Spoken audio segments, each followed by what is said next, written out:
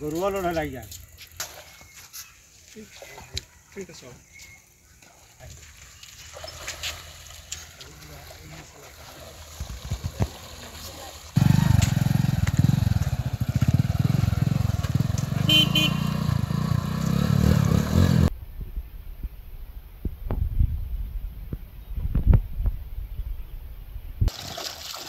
উন্নয়নৰ এক ফুপুলা স্বৰূপ দেখুৱাবলৈ আজি উপস্থিত হৈছোঁ সেই ডাঙৰি লাইন আৰু বজাল গাঁৱৰ যি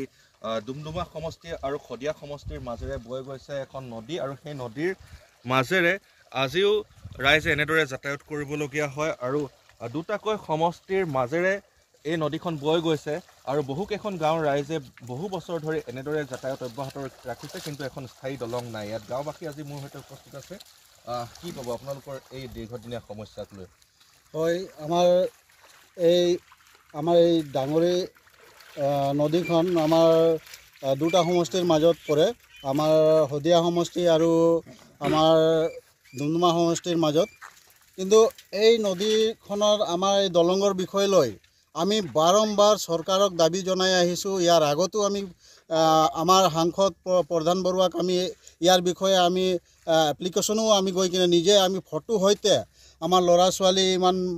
কষ্ট দি আমাৰ এই নদী পাৰ হৈ আমাৰ স্কুল অহা যোৱা কৰে ইয়াত ইমান অসুবিধা ইয়াত বহুত ঘটনাও ঘটি গৈছে আমাৰ দুখীয়া মানুহ অহা যোৱা কৰাৰ সময়তে ইয়াত মৃত্যুৰ সন্মুখীন হ'ব লগা হৈছে তথাপি চৰকাৰে সেই আমাৰ এই ডাঙৰি নদীখনৰ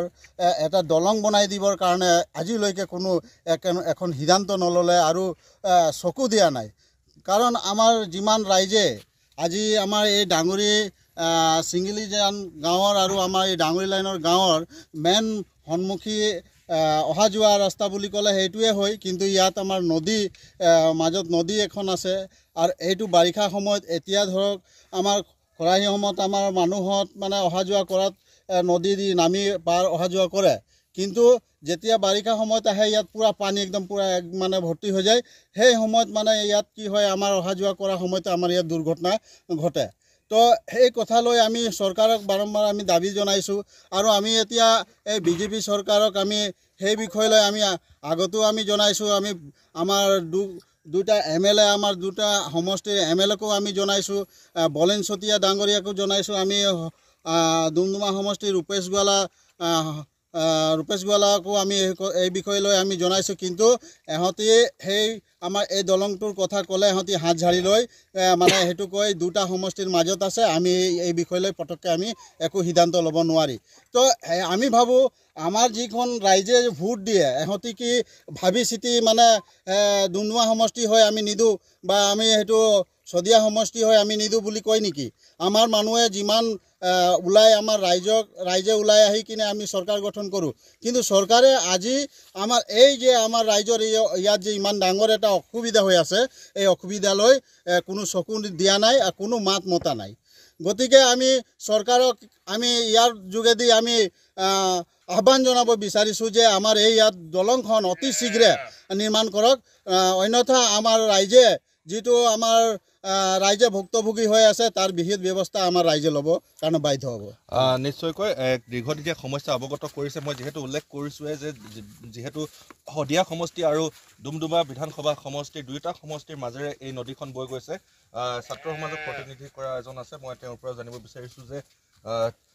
বহুকেইখন গাঁও আছে ইয়াত লগতে আমি আজি দেখিছোঁ ছাত্ৰ ছাত্ৰীসকল এইফালেদি পাৰ হৈ আহিছে গাঁওবাসী পাৰ হৈ আহিছে ৰোগী ছাত্ৰ ছাত্ৰীসকল বা কেনেকুৱা ধৰণৰ সমস্যাত ভোগে হয় আজি আপোনালোকে পোনপ্ৰথমে আপোনাক মই সামাজিক মাধ্যমত আপোনালোক ধন্যবাদ জনাইছোঁ যিহেতুকে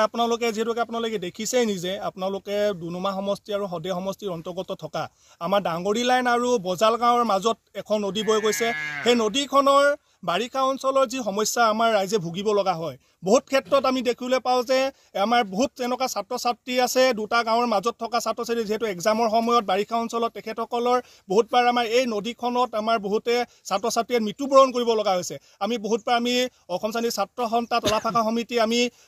মাননীয় সাংসদ আমাৰ প্ৰধান বৰুৱা ডাঙৰীয়াক তেখেতক আমি এক মেম'ৰাণ্ডাম জৰিয়তে এখন আমি দাবী জনাইছিলোঁ যে আমাৰ এই এই যিখন আমাৰ ডাঙৰি লাইন আৰু বজালগাঁৱৰ মাজত যিখন নদী বৈ গৈছে তাৰ এক স্থায়ী সমাধান ওলোৱাৰ আমি ব্যৱস্থা কৰি দিবৰ কাৰণে আমি দাবী জনাই আহিছিলোঁ। কিন্তু আমি দেখিবলৈ পাওঁ তেখেতসকলৰ যেতিয়া আমি সেই শ্ৰমমন্ত্ৰী আমাৰ যিজন শ্ৰমমন্ত্ৰী আছে ডুমডুমা সমষ্টিৰ যিজন আমাৰ ৰূপেশ গলা আৰু বলিন চেতিয়া ডাঙৰীয়াক আমি বহুতবাৰ আমি ইয়াত দাবী জনাইছোঁ। তেখেতসকলে কয় যে এই নদীখন দুটা সমষ্টিৰ অন্তৰ্গত পৰি থকাৰ বাবে আমি কোনো ধৰণৰ স্থায়ী সমস্যা আমি সমাধান কৰিবৰ কাৰণে পৰা নাই। তাৰ বাবে আমি আমাৰ সাংসদ আমাৰ লখিমপুৰ লোকসভা সমষ্টিৰ যিজন সাংসদ প্ৰধান বৰা ডাঙৰীয়াক আমি লোকসভা নিৰ্বাচনৰ আগতে আমি এখন মেম'দাম আমি প্ৰস্তুত কৰি কিনে আমি তেখেতক আমি জনাইছিলোঁ। কিন্তু তেখেতসকলে যি ধৰণে তাত ব্যৱস্থা কৰিব লাগে বা যি ধৰণে আমাৰ ৰাইজৰ সুবিধাতে তেখেতসকলে যি ব্যৱস্থা কৰিব লাগে কিন্তু তেওঁলোকৰ যি ধৰণে এই সমস্যা সমাধানৰ ক্ষেত্ৰত কিন্তু তেখেতসকলে কোনো ধৰণৰ সিদ্ধান্ত লোৱা আমি দেখিবলৈ পোৱা নাই। এটা কথা আমি কৈ দিব বিচাৰোঁ যে 2026 চনত যি আমাৰ বিধানসভা যি নিৰ্বাচন আছে তাৰ আগে যদি এই আমাৰ বজালগাঁও ডাঙৰিলাইনৰ মাজত যিখন নদী আছে এই নদীখনৰ স্থায়ী সমাধান যদি নোলায় ইয়াৰ প্ৰত্যুত্তৰ কিন্তু দিবৰ কাৰণে আমি গাঁৱৰ আমি সাজু আছোঁ। আৰু এটা কথা আমি স্পষ্টভাৱে কৈ দিব বিচাৰোঁ যে দুইটা আমাৰ বিধায়ক আছে ৰূপেশ গলা আৰু শ্ৰমমন্ত্ৰী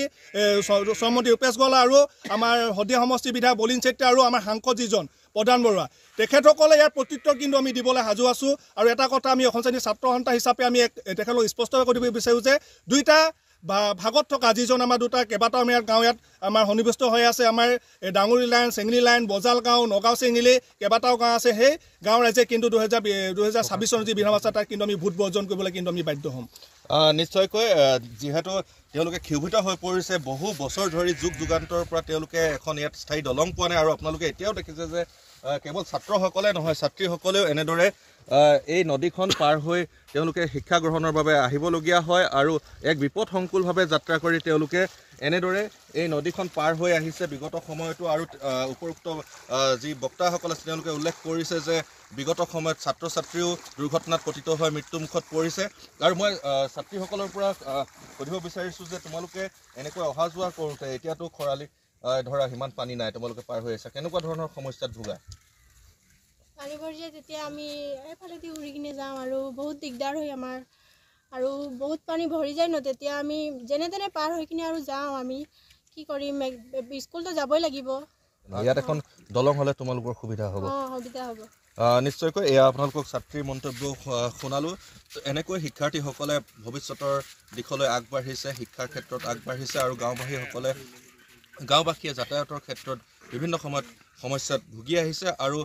তেওঁলোকে উল্লেখ কৰিছে যে যিহেতু এই ডাঙৰি লাইন বা বজালগাঁও বা চেঙেলী গাঁও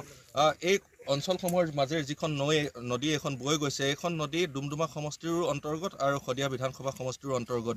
গতিকে ডুমডুমা সমষ্টিৰ যিগৰাকী বিধায়ক তথা মন্ত্ৰী ৰূপেশ গোৱালা আৰু শদিয়া বিধানসভা সমষ্টিৰ বিধায়ক বলিন চেতিয়াকো তেওঁলোকে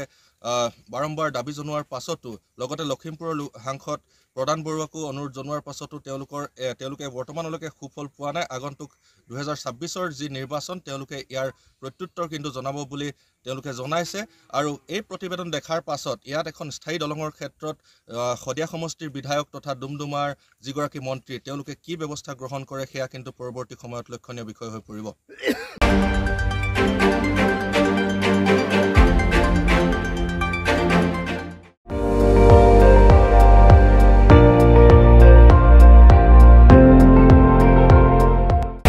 আপুনি চাই আছে ND24 সৰ্বশ্ৰেষ্ঠ নহয় সৰ্বোত্তমৰ দৌৰ।